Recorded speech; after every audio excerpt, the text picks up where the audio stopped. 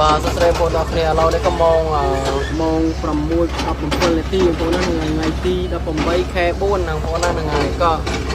ថ្ងៃសុក្រហ្នឹងហើយនេះបងប្អូនណាហ្នឹងហើយក៏នេះបងប្អូនប្រវត្តិថតคลิปទុកខ្លះហើយបងប្អូនណាប៉ុន្តែប្រវត្តិបានឡើងទៅដោយសារតែប្រវត្តិខំកាយណាបងប្អូនណាឥឡូវមើលអរគ្នាបងប្អូន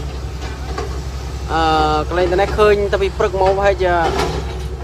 6:07ហើយណាបងប្អូនយើងក៏ដែលថាកាត់ជាប់នៅក្នុងអាគារហ្នឹងបងប្អូន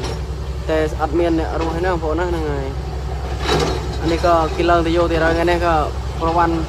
យកដៃមីក្រូលើកអោយបងប្អូនណាហ្នឹងហើយ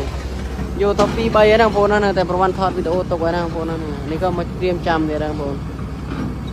តែមកដឹងប្រហែលនេះណាបងប្អូនណាហ្នឹងហើយប្រវត្តិបានឡើងទៅទេណាដោយសារតែប្រវត្តិជាបើកមីក្រូហ្នឹងបងប្អូន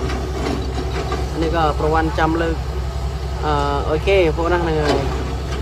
ហើយក៏បើថាល្ងាចចាំមើលសិនបើថាប្រវត្តិ